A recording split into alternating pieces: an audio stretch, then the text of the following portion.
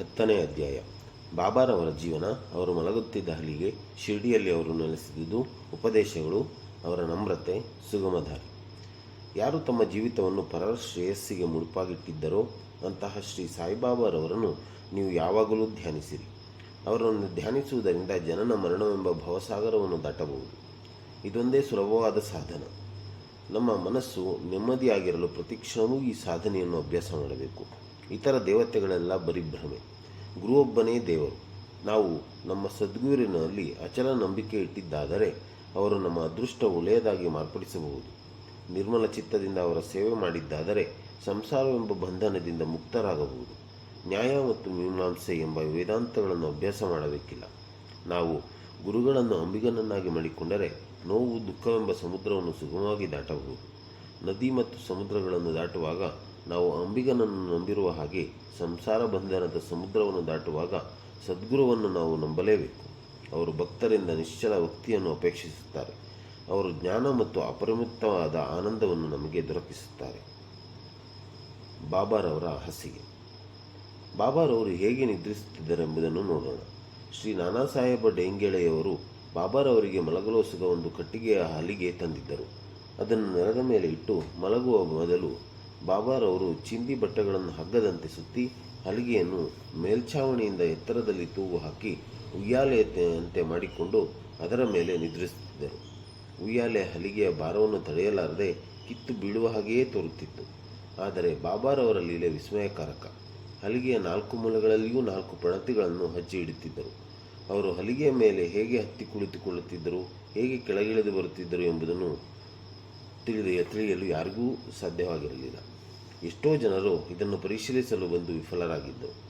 ಈ ಚಮತ್ಕಾರವನ್ನು ಪರೀಕ್ಷಿಸಲು ಸುಗ ಒಂದು ದಿನ ಮಸೀದಿಯಲ್ಲಿ ಜನ ನೆರೆದರು. ಇದನ್ನು ಕಂಡ ಬಾಬಾರವರು ಉದ್ರಿಕ್ತರಾಗಿ ಹಲಿಗೆಯನ್ನು ಚೂರು ಚೂರು ಮಾಡಿ ಬಿಸಿಟ್ಟಿದ್ದರು. ಬಾಬಾ ಅಷ್ಟಸಿದ್ಧಿಗಳನ್ನು ತಮ್ಮ ಹತೋಟಿಯಲ್ಲಿಟ್ಟುಕೊಂಡಿದ್ದರು. ಅವರು ಅವುಗಳನ್ನೇನೂ ಅಭ್ಯಾಸ ಮಾಡಿರಲಿಲ್ಲ. ಜನ್ಮತಃ ಅವು ಅವರ ಕರಗತವಾಗಿದ್ದವು. ಸಗುಣ ಬ್ರಹ್ಮ.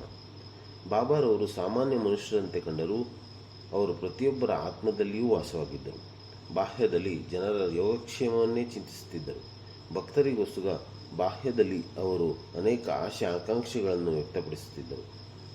ಅಂತರಂಗದಲ್ಲಿ ಅವರು ಶಾಂತಿಯ ಪ್ರತೀಕವಾಗಿದ್ದರು. ಬಹಿರಂಗದಲ್ಲಿ ನಿರಂತರ ಕೆಲಸ ಮಾಡುವ ವಿಲಕ್ಷಣ ವ್ಯಕ್ತಿಯಂತೆ ವರ್ತಿಸುತ್ತಿದ್ದರು.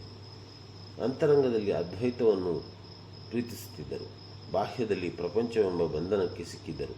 ಕೆಲವು ಬಾರಿ ಪ್ರತಿಯೊಬ್ಬರನ್ನು ಪ್ರೀತಿ ಮತ್ತು ಆದರಗಳಿಂದ ಕಾಣುತ್ತಿದ್ದರು. ಕೆಲವು ವೇಳೆ ಅವರ ಮೇಲೆ ಕಲ್ಲೆಸೆಯುತ್ತಿದ್ದರು. ಅನೇಕ ಸಾರಿ ಕೆಲವರನ್ನು ತಬ್ಬಿಕೊಂಡು ಶಾಂತಿ ಮೂರ್ತಿಯಾಗುತ್ತಿದ್ದರು. ಮತ್ತೊಮ್ಮೆ ಅವರನ್ನು ದೂಷಿಸುತ್ತಿದ್ದರು. ಯಾವಾಗಲೂ ಆತ್ಮಚಿಂತನೆಯಲ್ಲಿಯೇ ತಲ್ಲೀನರಾಗಿ ಭಕ್ತರನ್ನು ಆದರದಿಂದ ಕಾಣುತ್ತಿದ್ದರು. ಅವರು ಒಂದು ಆಸನದಲ್ಲಿ ಕುಳಿತಿರುತ್ತಿದ್ದರು. ಎಲ್ಲಿಗೂ ಪ್ರಯಾಣ ಮಾಡುತ್ತಿರಲಿಲ್ಲ. ಯಾವಾಗಲೂ ಕೈಯಲ್ಲಿ ಸಟಕ ಇಟ್ಟುಕೊಂಡಿರುತ್ತಿದ್ದರು. ಐಶ್ವರ್ಯ, ಕೀರ್ತಿಗಾಗಿ ಎಂದೂ ಅಪೇಕ್ಷೆ ಪಡುತ್ತಿರಲಿಲ್ಲ. ಭಿಕ್ಷೆ ಬೇಡಿ ಜೀವಿಸುತ್ತಿದ್ದರು. ಯಾವಾಗಲೂ ಅಲ್ಲಾ ಮಾಲಿಕ್ ಎಂದರೆ ದೇವರು ದೊಡ್ಡವನು ಎನ್ನುತ್ತಿದ್ದರು. ಅವರು ಜ್ಞಾನದ ಗಣಿಯಾಗಿದ್ದರು. ನಿಜಕ್ಕೂ ಅವರು ದತ್ತದೇವರು. ನಿಜವಾಗಿಯೂ ಅದೃಷ್ಟವಂತರಾದ ಕೆಲವರಿಗೆ ಮಾತ್ರ ಈ ನಿಧಿ ಪೆಟ್ಟಿಗೆ ಸಿಕ್ಕಿತು. ಯಾರು ಅವರ ನಿಜವಾದ ವ್ಯಕ್ತಿತ್ವವನ್ನು ತಿಳಿಯಲಿಲ್ಲವೋ ಅಂಥವರು ದುರದೃಷ್ಟಶಾಲಿಗಳೇ ಸರಿ. ಶಿರ್ಡಿಯಲ್ಲಿ ಅವರು ನೆಲೆಸಿದುದು, ಅವರ ಜನ್ಮ. ಬಾಬಾರವರ ಮಾತೃಪಿತೃಗಳಾರು. ಅವರ ನಿಜವಾದ ಜನ್ಮದಿನ ಯಾವುದು ಎಂಬುದು ಯಾರಿಗೂ ತಿಳಿದಿಲ್ಲ. ಆದರೆ ಅವರು ಶಿರ್ಡಿಯಲ್ಲಿ ಬಂದು ನೆಲೆಸಿದ ವರ್ಷದ ಆಧಾರದ ಮೇಲೆ ಅವುಗಳನ್ನು ಅಂದಾಜಾಗಿ ನಿರ್ಧರಿಸಬಹುದು. ಬಾಬಾರವರು ತಮ್ಮ ಸುಮಾರು 16ನೇ ವಯಸ್ಸಿನಲ್ಲಿ ಮೊದಲು ಶಿರ್ಡಿಯಲ್ಲಿ ಕಾಣಿಸಿಕೊಂಡರು. ಅಂದಿನಿಂದ ಅವರು 3 ವರ್ಷಗಳವರೆಗೆ ಶಿರ್ಡಿಯಲ್ಲಿದ್ದರು. ಮುಂದೆ ಕೆಲವು ಕಾಲ ಕಣ್ಮರೆಯಾಗಿದ್ದರು. ನಂತರ ಅವರು ಚಾಂದ್ ಪಾಟೀಲರ ಮದುವೆ ದಿಬ್ಬಣದ ಜೊತೆಯಲ್ಲಿ ಮತ್ತೊಮ್ಮೆ ಶಿರ್ಡಿಗೆ ಬಂದರು. ಆಗ ಅವರಿಗೆ ಸುಮಾರು 20 ವರ್ಷ ವಯಸ್ಸಿರಬಹುದು. ಅಂದಿನಿಂದ ಅವರು 60 ವರ್ಷಗಳವರೆಗೆ ಶಿರ್ಡಿಯಲ್ಲಿ ನೆಲೆಸಿದ್ದರು. ಬಾಬಾ 1918ರಲ್ಲಿ ಸಮಾಧಿ ಹೊಂದಿದರು. ಇದರಿಂದ ಬಾಬಾರವರು ಸುಮಾರು 1838ರಲ್ಲಿ ಜನಿಸಿರಬಹುದು ಎಂದು ನಾವು ಹೇಳಬಹುದು. ಬಾಬಾರವರ ಉಪದೇಶಗಳು. 17ನೇ ಶತಮಾನದಲ್ಲಿ ಬಾಳು ಬದುಕಿದ್ದ ಸಂತ ರಾಮದಾಸರು ಗೋವು ಮತ್ತು ಬ್ರಾಹ್ಮಣರನ್ನು ಯವನರ ದೌರ್ಜನ್ಯದಿಂದ ಪಾರು ಮಾಡಿ ಜೀವನದ ಗುರಿಯನ್ನು ಸಾಧಿಸಿದರು. ನಂತರ ಮುಂದಿನ 2 ಶತಮಾನಗಳಲ್ಲಿ ಹಿಂದೂ ಮತ್ತು ಮುಸ್ಲಿಂ ಜಾತಿಯ ಕಲಹಗಳು ಪುನಃ ತಲೆ ಎತ್ತಿದವು. ಇವುಗಳನ್ನು ನಿರ್ಮೂಲನ ಮಾಡಲು ಬಾಬಾರವರು ಜನ್ಮ ತಾಳಿದರು. ಶ್ರೀರಾಮ, ರಹೀಮ ಇಬ್ಬರೂ ಒಂದೇ ಎಂದು ಯಾವಾಗಲೂ ಉಪದೇಶಿಸುತ್ತಿದ್ದರು. ಅವರಲ್ಲಿ ಸ್ವಲ್ಪವಾದರೂ ವ್ಯತ್ಯಾಸವಿರಲಿಲ್ಲ. ವಿನಾಕಾರಣ ಭಕ್ತರು ಏಕೆ ಕಲಹ ಮಾಡಬೇಕು ಎಂದು ಬಾಬಾ ಕೇಳುತ್ತಿದ್ದರು. ಜಾತಿ ಭೇದವೇಕೆ, ಎಲ್ಲ ಧರ್ಮಗಳು ಒಂದೇ ಎಂದು ಒಗ್ಗಟ್ಟಾಗಿರಿ, ರಾಷ್ಟ್ರ ಮತದ ಐಕ್ಯತೆಯನ್ನು ಸಾಧಿಸಿರಿ. ತಾರತಮ್ಯ ಮಾಡಿ ವಾದಿಸುವುದರಿಂದ ಫಲವೇನು? ನಿಮ್ಮ ಯೋಗಕ್ಷೇಮ ನೋಡಿಕೊಳ್ಳಿರಿ, ದೇವರು ನಿಮ್ಮನ್ನು ಕಾಪಾಡುತ್ತಾನೆ. ಯೋಗ, ಯಾಗ, ತಪಸ್ಸು ಮತ್ತು ಜ್ಞಾನ ಇವು ಪರಮಾತ್ಮನನ್ನು ಸೇರುವ ಸಾಧನಗಳು. ಇವುಗಳಲ್ಲಿ ಯಾವುದಾದರೊಂದನ್ನು ನೀವು ಸಾಧಿಸದಿದ್ದರೆ ನಿಮ್ಮ ಜನ್ಮ ನಿಸ್ಸಾರ್ಥಕ. ಯಾರಾದರೂ ನಿಮಗೆ ಅಹಿತ ಮಾಡಿದರೆ ತಿರುಗಿ ಅಹಿತ ಮಾಡಲು ಹೋಗಬೇಡಿ. ಬೇರೆಯವರಿಗೆ ಏನಾದರೂ ನಿಮಗೆ ಮಾಡಬೇಕೆಂದಿಸಿದರೆ ಒಳ್ಳೆಯದನ್ನು ಮಾಡಿ ಎಂದು ಸಾಯಿಬಾಬಾರವರು ಹೇಳುತ್ತಿದ್ದರು. ಸಂಕ್ಷಿಪ್ತವಾಗಿ ಇದು ಬಾಬಾರವರ ಉಪದೇಶ. ಅದು ಭೌತಿಕ ಹಾಗೂ ಆಧ್ಯಾತ್ಮಿಕ ವಿಷಯಗಳಲ್ಲಿ ನಮಗೆ ಸಹಾಯವಾಗುತ್ತದೆ. ಸದ್ಗುರು ಸಾಯಿಬಾಬಾ. ಗುರುಗಳು ಅನೇಕರಿದ್ದಾರೆ. ಕೆಲವರು ತಂಬೂರಿ ತಾಳಗಳನ್ನು ಹಿಡಿದುಕೊಂಡು ತಮ್ಮ ಆಧ್ಯಾತ್ಮಿಕತೆಯನ್ನು ತೋರ್ಪಡಿಸುತ್ತಾ ಮನೆ ಮನೆಗೂ ಅಲಿಯುತ್ತಾರೆ. ತಮ್ಮ ಶಿಷ್ಯರಿಗೆ ಮಂತ್ರಗಳನ್ನು ಉಪದೇಶಿಸಿ ಅವರಿಂದ ದ್ರವ್ಯವನ್ನು ಸುಲಿಗೆ ಮಾಡುತ್ತಾರೆ. ಧರ್ಮ ಮತ್ತು ಮತಬೋಧಕರೆಂದು ಹೇಳಿಕೊಂಡು ಅವರು ಸ್ವತಃ ನೀತಿಬಾಹಿರರೂ ಅಧರ್ಮಿಗಳೂ ಆಗಿರುವ ಎಷ್ಟು ಜನರಿಲ್ಲ. ಆದರೆ ಬಾಬಾರಲ್ಲಿ ಇಂತಹ ಡಂಬಾಚಾರವಿರಲಿಲ್ಲ. ತಮ್ಮ ಭಕ್ತರಲ್ಲಿ ಅವರಿಗೆ ಅಪರಿಮಿತವಾದ ಪ್ರೀತಿ ಇದ್ದಿತು. ಗುರುಗಳಲ್ಲಿ ಎರಡು ವಿಧ, ಒಂದು ನಿಯತ್ ಮತ್ತು ಎರಡು ಅನಿಯತ್. ಮೊದಲನೆಯವರು ತಮ್ಮ ಉಪದೇಶಗಳಿಂದ ತಮ್ಮಲ್ಲಿ ಒಳ್ಳೆಯ ಗುಣಗಳನ್ನುಂಟು ಮಾಡಿ ತಮ್ಮ ಆತ್ಮವನ್ನು ಶುದ್ಧಿ ಮಾಡಿ ಮುಕ್ತಿ ಮಾರ್ಗದ ಪಥದಲ್ಲಿ ಕೊಂಡೊಯ್ಯುತ್ತಾರೆ. ಎರಡನೆಯವರು ನಮ್ಮಲ್ಲಿ ಕಲಹ ಮತ್ತು ಭೇದ ಭಾವ ಹುಟ್ಟುವಂತೆ ಮಾಡಿ, ಆದರೆ ಯಾವ ಗುರುವು ತಮ್ಮ ಆತ್ಮದಲ್ಲಿ ನಮ್ಮಲ್ಲಿ ದೃಢಪಡಿಸಬಲ್ಲನೋ, ಯಾವ ಗುರುವು ಸಂಸಾರ ಸಾಗರದಿಂದ ನಮ್ಮನ್ನು ದಾಟಿಸಬಲ್ಲನೋ ಅವನೇ ಸದ್ಗುರು. ಸಾಯಿಬಾಬಾ ಇಂತಹ ಸದ್ಗುರುಗಳಾಗಿದ್ದರು. ಅವರ ಯೋಗ್ಯತೆ ವರ್ಣನೀಯವಾಗಿತ್ತು. ಯಾರಾದರೂ ಅವರ ದರ್ಶನ ಪಡೆಯಲು ಹೋದಾಗ ಅವರು ಸ್ವತಃ ಕೇಳದೇ ಇದ್ದರೂ ಅವರ ಹಿಂದಿನ ಮತ್ತು ಮುಂದಿನ ಆಗುಹೋಗುಗಳೆಲ್ಲವನ್ನೂ ಹೇಳುತ್ತಿದ್ದರು. ಸಮಸ್ತ ಜೀವರಾಶಿಗಳಲ್ಲಿಯೂ ಅವರು ದೈವತ್ವವನ್ನು ಕಂಡಿದ್ದರು. ಸ್ನೇಹಿತನಾಗಲಿ ಶತ್ರುವಾಗಲಿ ಅವರಿಗೆ ಇಬ್ಬರೂ ಒಂದೇ. ದುಷ್ಕರ್ಮಿಗಳಲ್ಲಿಯೂ ಅವರು ಪ್ರೀತಿ ತೋರಿಸುತ್ತಿದ್ದರು. ಯಾವುದೂ ಅನುಮಾನಕ್ಕೆ ಅವರಲ್ಲಿ ಆಸ್ಪದವಿರಲಿಲ್ಲ. ದೈಹಿಕವಾಗಿ ಅವರು ವರ್ತಿಸಿದರೂ ಅವರಿಗೆ ನಿಜವಾಗಿಯೂ ದೇಹದ ಸಂಬಂಧ ಇರಲಿಲ್ಲ. ಶ್ರೀ ಸಾಯಿಬಾಬಾ ಅವರನ್ನು ದೇವರೆಂದು ಪೂಜಿಸಿದ ಜನಕೋಟಿಯೇ ಧನ್ಯ. ಊಟ ಮಾಡುವಾಗಲೂ, ಪಾನೀಯಗಳನ್ನು ಸೇವಿಸುವಾಗಲೂ, ಕೆಲಸದಲ್ಲಿ ನಿರತರಾಗಿ ಇರುವಾಗಲೂ ಅನವರತವೂ ಸಾಯಿಬಾಬಾ ಅವರನ್ನು ಸ್ಮರಿಸಿ ಅವರ ಲೀಲೆಗಳನ್ನು ಹಾಡುತ್ತಿದ್ದರು. ಶಿರ್ಡಿಯ ಮಹಿಳೆಯರಿಗೆ ಬಾಬಾರವರೆಂದರೆ ಅನಂತ ಪ್ರೀತಿ. ಬಾಬಾರವರ ಮೇಲೆ ಹಾಡುವುದನ್ನು ರಚಿಸಿ ಅವರು ಇಂಪಾಗಿ ಹಾಡುತ್ತಿದ್ದರು. ಹಾಡುಗಳು ಹೊರಹೊಮ್ಮುವುದು ಬುದ್ಧಿಯಿಂದಲ್ಲ, ಪ್ರೀತಿಯಿಂದ. ನೈಜವಾದ ಹಾಡು ಪ್ರೇಮದ ಪ್ರತೀಕ. ಈ ಜಾನಪದ ಹಾಡುಗಳನ್ನು ಸಂಗ್ರಹಿಸಿ ಸಾಯಿಲೀಲಾ ಮಾಸಕದಲ್ಲಿ ಅಥವಾ ಒಂದು ಪುಸ್ತಕ ರೂಪದಲ್ಲಿ ಪ್ರಕಟಿಸಬಹುದು. ಬಾಬಾರವರ ನಮ್ರತೆ. ದೇವರಿಗೆ ಷಡ್ಗುಣಗಳಿವೆ ಎಂದು ಹೇಳಲಾಗಿದೆ. ಅವು ಯಾವುದೆಂದರೆ ಕೀರ್ತಿ, ಐಶ್ವರ್ಯ, ವಿರಕ್ತಿ, ಜ್ಞಾನ, ವೈಭವ ಮತ್ತು ಉದಾರತೆ. ಬಾಬಾರವರಲ್ಲಿ ಈ ಗುಣಗಳೆಲ್ಲವೂ ಇದ್ದವು.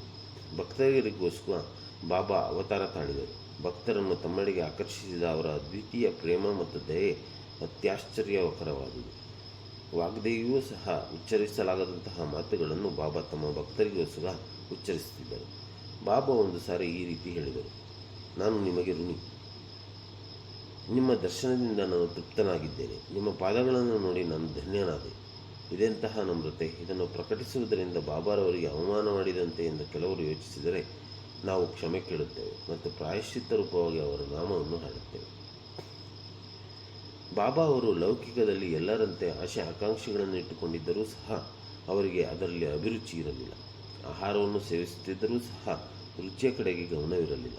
ನೋಡುತ್ತಿದ್ದರೂ ಸಹ ಯಾವ ವಿಧವಾದ ಮೋಹ ತೋರಿಸುತ್ತಿರಲಿಲ್ಲ. ಶ್ರೀರಾಮ ಭಕ್ತ ಹನುಮಾನರಂತೆ ಅವರು ಆಜನ್ಮ ಬ್ರಹ್ಮಚಾರಿಗಳಾಗಿದ್ದರು. ಯಾವುದರಲ್ಲಿಯೂ ಸಂಪರ್ಕವಿಟ್ಟುಕೊಂಡಿರಲಿಲ್ಲ. ಶುದ್ಧ ಸ್ಮೃತಿಯುಳ್ಳವರಾಗಿ ಅವರು ಕರುಣಾಮಯಿಗಳೂ ಮತ್ತು ನಿಸ್ವಾರ್ಥಿಗಳೂ ಆಗಿದ್ದರು. ಇದನ್ನು ಪ್ರತಿಪಾದಿಸುವ ಉದಾಹರಣೆ ಈ ರೀತಿ ಇದೆ. ನಾನಾವಲಿ. ಶಿರ್ಡಿಯಲ್ಲಿ ಒಬ್ಬ ವಿಲಕ್ಷಣ ವ್ಯಕ್ತಿಯಾದ ನಾನಾವಲಿ ಎಂಬ ಫಕೀರನಿದ್ದನು.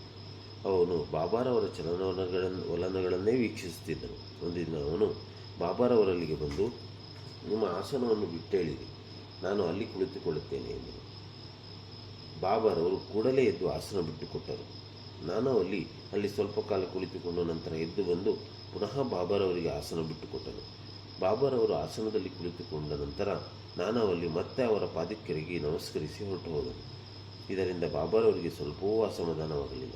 ನಂತರ ನಾನಾವಲ್ಲಿ ಬಾಬಾರವರ ಪರಮ ಭಕ್ತರಾಗಿ ಬಾಬಾರವರ ಮಹಾಸಮಾಧಿ ಹೊಂದಿದ ಸ್ವಲ್ಪ ದಿನಗಳಲ್ಲಿಯೇ ಪರಲೋಕ ಯಾತ್ರೆ ಬೆಳೆಸಿದರು. ಸುಗಮವಾದ ದಾರಿ. ಸಾಧು ಸಂತರ ಕಥೆಗಳನ್ನು ಕೇಳುವುದು ಮತ್ತು ಅವರ ಜೊತೆಯಲ್ಲಿ ವಾಸ ಮಾಡುವುದು ಪುಣ್ಯವೇ ಸರಿ. ಬಾಬಾರವರು ಲೌಕಿಕದಲ್ಲಿ ಸಾಮಾನ್ಯ ಮನುಷ್ಯರಂತೆ ವರ್ತಿಸುತ್ತಿದ್ದರು. ಅವರ ನಡೆ ನುಡಿಗಳಲ್ಲಿ ಒಂದು ವಿಶೇಷತೆ ಇತ್ತು. ಇದರಿಂದ ಅಪರೂಪವಾದ ಪ್ರತಿಭೆ ಕಂಡುಬರುತ್ತಿತ್ತು. ಅವರು ಮಾಡಿದುದೆಲ್ಲವೂ ಭಕ್ತರ ಹಿತಕ್ಕಾಗಿ. ಅವರು ತಮ್ಮ ಭಕ್ತರಿಗೆ ಯಾವುದೊಂದು ಯೋಗಾಸನವನ್ನಾಗಲಿ ಧಾರ್ಮಿಕ ರೀತಿಯನ್ನಾಗಲಿ ಹೇಳಿಕೊಡಲಿಲ್ಲ. ಮಂತ್ರೋಪದೇಶ ಮಾಡುತ್ತಿರಲಿಲ್ಲ. ಅಹಂಭಾವವನ್ನು ತ್ಯಜಿಸಿ ಯಾವಾಗಲೂ ಸಾಯಿ ಸಾಯಿ ಎಂದು ಉಚ್ಚರಿಸಿರೆಂದು ಮಾತ್ರ ಬಾಬಾ ಹೇಳುತ್ತಿದ್ದರು. ಇದರಂತೆ ನೀವು ನಡೆದರೆ ನಿಮ್ಮ ತೊಂದರೆಗಳೆಲ್ಲವೂ ನಿವಾರಣೆಯಾಗುತ್ತದೆ. ಅಗ್ನಿಕುಂಡದ ಮುಂದೆ ಕುಳಿತು ಯಾಗ ಮಾಡುವುದು ಬ್ರಾಹ್ಮಣರಿಗೆ ಮಾತ್ರ ಸಾಧ್ಯ. ಅದು ಬೇರೆ ವರ್ಗದವರಿಗೆ ಸಾಧ್ಯವಿಲ್ಲ. ಯೋಚನೆ ಮಾಡುವುದೊಂದೇ ಮನಸ್ಸಿನ ಕೆಲಸ. ಯೋಚಿಸದೆ ಮನಸ್ಸು ಒಂದು ಕ್ಷಣವಾದರೂ ಇರಲಾರದು. ಇದಕ್ಕೆ ಇಂದ್ರಿಯ ವಸ್ತುಗಳನ್ನು ಕೊಟ್ಟರೆ ಅದನ್ನೇ ಕುರಿತು ಚಿಂತಿಸುತ್ತದೆ. ಗುರುವನ್ನು ಕೊಟ್ಟರೆ ಅವನನ್ನೇ ಕುರಿತು ಚಿಂತಿಸುತ್ತದೆ. ನೀವು ಬಾಬಾರವರ ಗುಣ ಮತ್ತು ಪ್ರತಿಭೆಯನ್ನು ಕೇಳಿರುವಿರಿ.